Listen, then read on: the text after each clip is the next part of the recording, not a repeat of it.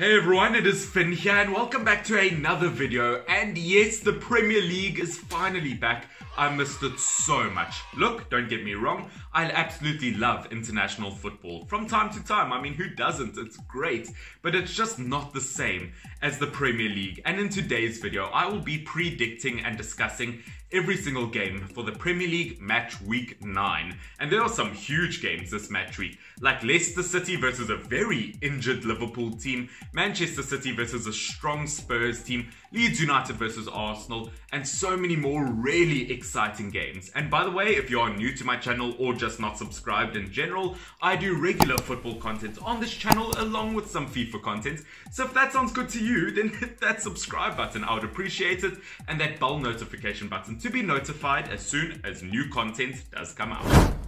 The first game of Premier League match week 9 will be between Newcastle United and Chelsea. And as you guys can see, I do think Chelsea will get a pretty comfortable win in this fixture, because looking at Newcastle United, attacking wise, I thought they started the season off super strong, creating chance after chance after chance. They just needed to be more clinical, but as the games have gone on, they have quietened down quite a bit in attack. Don't get me wrong, I think Callum Wilson is a class striker for Newcastle. 6 goals in 8 games, but I think anything looks spectacular if you look at Joe Linton for them last season, getting 2 goals in 38.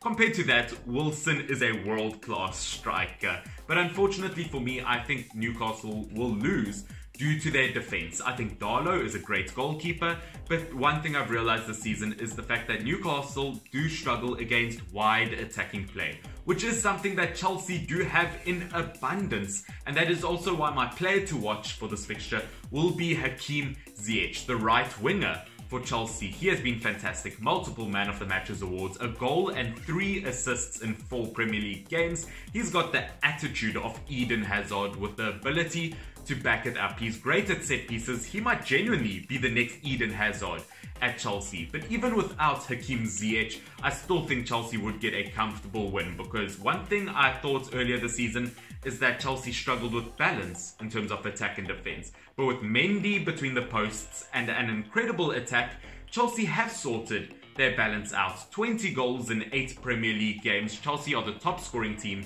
in the Premier League at the moment. Only 1 loss in the Premier League so far, and I don't see this being another one. Aston Villa versus Brighton is next, and I don't think it comes as a surprise to anyone that I've given Aston Villa such a comfortable win, because looking at Villa this season, so far they have been incredible. 5 wins in their first 7 Premier League games. They are looking a million times better than they did last season. And looking at their results, they won their first 4 Premier League games this season. They lost their next 2.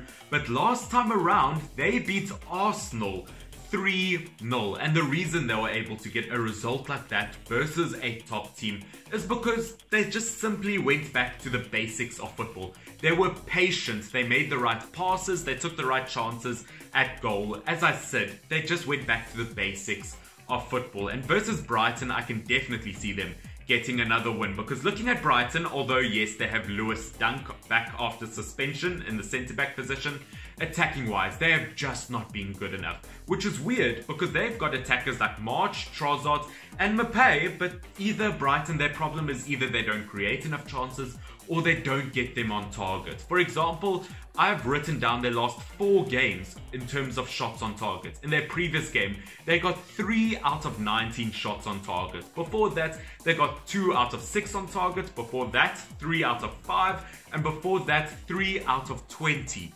shots on target. It is just not good enough. It is just not clinical enough. They have to do better, and that is why I think Aston Villa will win this one. And in terms of a player to watch, surprise to surprise, it is once again Jack Grealish. Fantastic in the international break, and even in the Premier League, 4 goals and 5 assists in 7 Premier League games. There is just no other like Jack Grealish.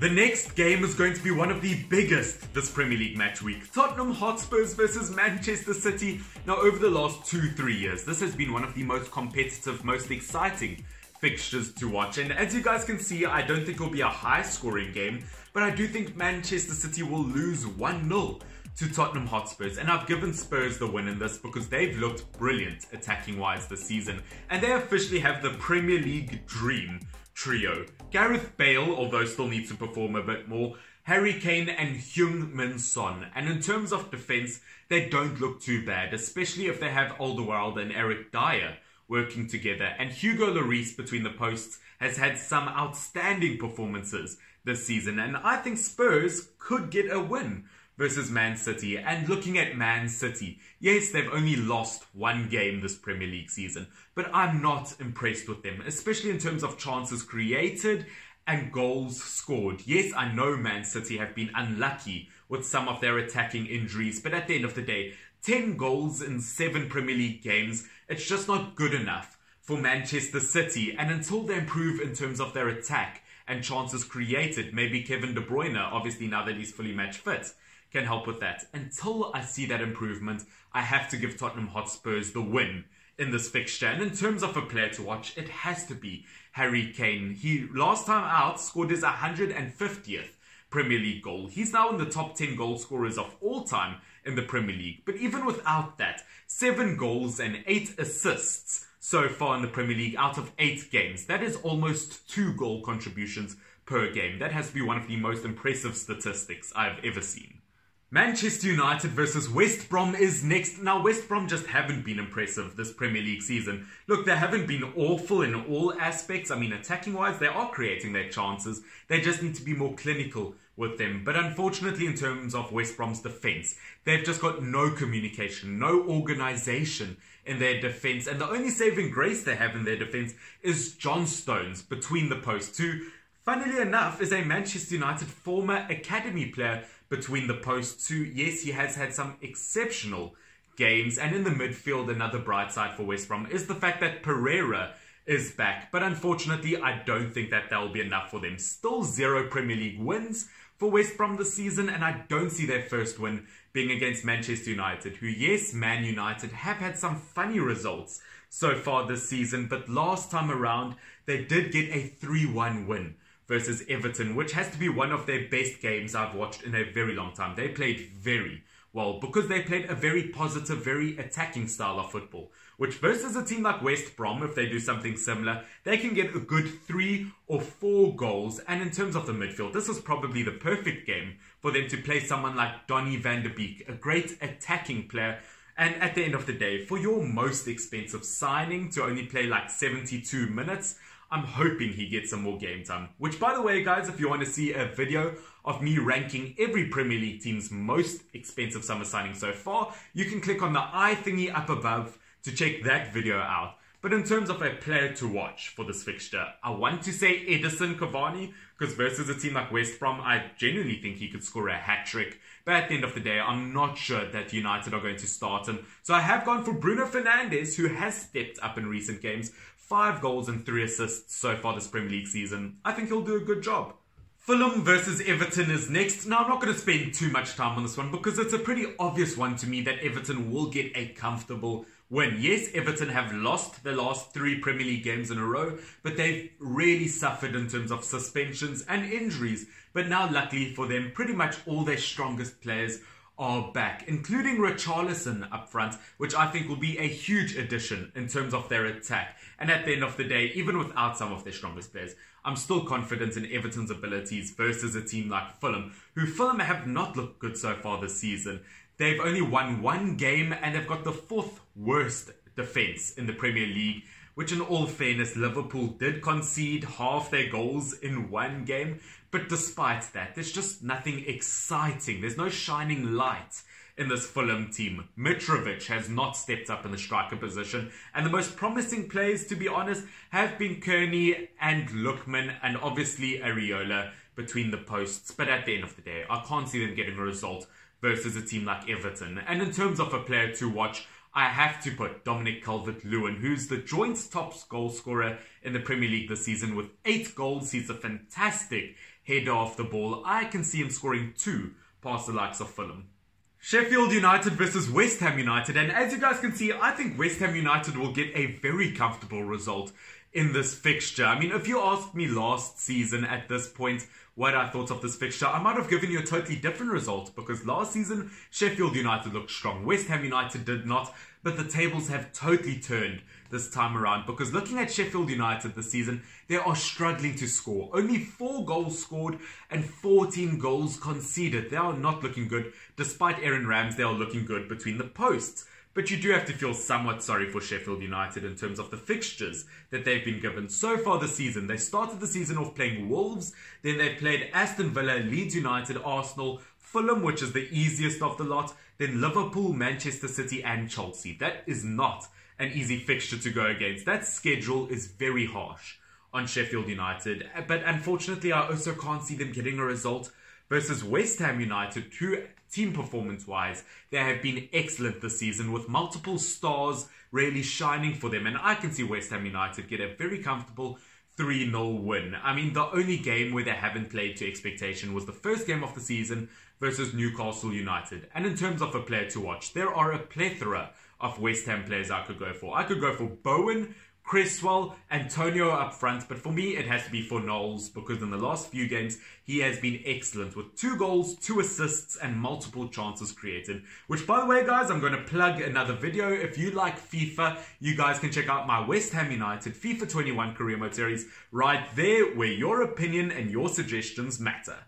The next game is another huge game this Premier League match week. Leeds United versus Arsenal, and it breaks my heart not to give Leeds United a win in this fixture, because I've really liked them so far this season. Harrison has one of the most chances created in the Premier League this season. Bamford has proven a lot of people wrong in terms of his goal scoring ability. Melia has looked excellent between the posts, but unfortunately for Leeds United, there have been too many games where they've been close to getting a result, and unfortunately being close to a win just is not good enough. Defensively, they can look horrific at times, and when they lose possession, no matter whether they've dominated possession in that game or not, when they lose possession, they look horrible. And versus a team like Arsenal, that will be costly. I don't think it will be as big a scale. I think Arsenal will win 2-1. But at the same time, Arsenal have been underwhelming this season, for majority of the season, to be honest. Last time they won they lost, rather should I say, 3-0 to Aston Villa, which is really shocking. And in terms of their attack, they need to step up, because Saka has had the most shots out of any of the attackers. He's done well. He's gotten 12 shots in total this season. But Aubameyang, the main man, has only scored 2 goals and only 10 shots this entire season. Harry Maguire has more, and Lacazette only 9 shots in total this season. They need to step up if they want a result versus Leeds United. I do think Thomas will play his part in the midfield position, winning the possession back and playing the ball up front. But in terms of a player to watch, I am going to go for Tierney, who, yes, his numbers aren't incredible in terms of goal contributions, but as a left back, he has been fantastic, creating chances in every game, probably the most consistent player in my opinion, working hard until the end of the 90th minute. Liverpool versus Leicester City is next. Now guys, this is going to be a super weird one to predict, as literally there are more injured players in these two teams than there are in an actual hospital, and I really don't know what to do in terms of a prediction. But as you guys can see, I have given Leicester City a 2-0 win versus the likes of Liverpool, and I've said that purely because the entirety of that Liverpool defense is injured, and versus a team with Jamie Vardy up front, that is dangerous. I can see Jamie Vardy scoring a good 2 or 3 goals in this game versus Liverpool, and I do have to say Liverpool have been very unlucky in terms of injuries. I mean, looking at this list, Virgil van Dijk, Gomez, Fabinho, Trent Alexander-Arnold, Robertson, Thiago and Henderson all missing this game because of injury, and they're also missing the likes of Mohamed Salah due to him testing positive in a COVID-19 test. But at the end of the day, the attack of Liverpool should still be good. It's got Mane, Jota and Firmino. Midfield-wise, I guess they could play Shaqiri in an attacking midfield position, but defensively, due to them having such a weak defense, that is why I do think they'll lose to Leicester City. I mean, centre-back-wise, they've still got Matip, and I guess they could bring Phillips up, the youngster. But in terms of fullbacks, Milner, Tsimikas and Williams, not bad fullbacks. But when it comes to Liverpool, their most creative players and most influential players, in my opinion, are their fullbacks. And I do think without the likes of Trent and Robertson, Liverpool will suffer. Saying that, Leicester City also have their fair share of injuries, because looking at them, they are missing the likes of Soyuncu, Fofana, Pereira and Castagna, but I still do think they have enough depth to carry them through. As I said, at the end of the day, I do think Leicester City's attack will just be way too good for Liverpool's defence with the injuries. And in terms of a player to watch, as I did say, I do think it will be Jamie Vardy for his goal-scoring ability, especially versus a very weak Liverpool defence. Second last game of this Premier League match week is going to be between Burnley and Crystal Palace, which, by the way, guys, if you have enjoyed this video up until this point, please do press the like button down below so that I know you've enjoyed this video. And if you are new and not subscribed, please do consider subscribing so that you can see more of my content in the future. But looking at Burnley versus Crystal Palace, unfortunately for Burnley, I can only see Crystal Palace winning this fixture.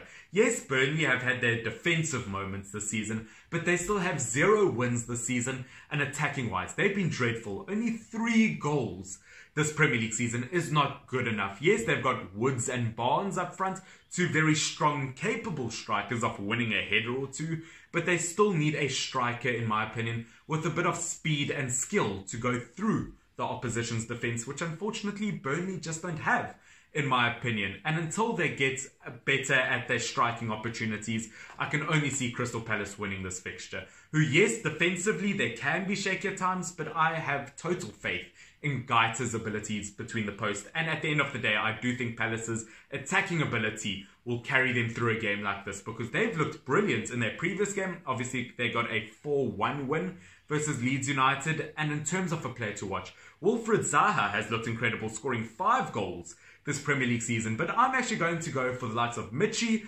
Batshuayi, who gets closer and closer to scoring with every Premier League game he gets, and he looked really good in the international break for Belgium.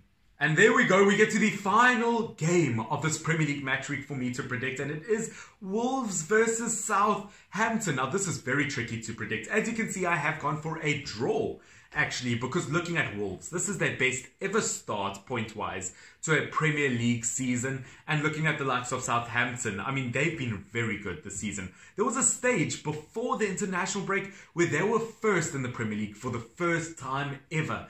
I think it is a matter of a good defense versus a good attack. Because looking at Wolves defensively, they are looking strong. Not to say that they don't look strong in attack, but Cody and Bolly, especially in the central positions, are going to be very tricky to break down. And looking at the likes of Southampton, Shea Adams and Danny Ings up front have looked unstoppable. So this really could go either way, and that is why I have put it down as a draw. And in terms of a player to watch, I'd like to say Shea Adams, because he has looked brilliant at times this season. But whether Shea Adams can perform versus a defence like Wolves' defence, I'm not sure about. So I have gone for the safe bet of Raul Jimenez, who once again, very reliable for Wolves in that striker position. And when it is his day, he is one of the most clinical strikers in the world. There we go, guys. That will be it for today's video. The Premier League is back. It feels so good. I absolutely love my Premier League football, and I hope you guys enjoy your Premier League Match Week 9. And of course, if you guys did enjoy this video, please do leave it a like once again. And if you are not subscribed, please do consider subscribing. But guys, at the end of the day, I do love and appreciate every single one of you. I'll see you next week for next week's Premier League Match Week predictions. Bye, have an awesome time. No, that's not my outro. When is that ever my outro? I love you guys. Bye. I'm saying bye to all the lies and all the times you cried, saying that I wasn't right, yet I was right by your side. You manipulator, playing games, your friends commentators, and I don't know what you say about our private conversations, but it's got them hating. Thanks to all the rumors you be claiming. It's cool, I'm done with you, so they can throw you a celebration. You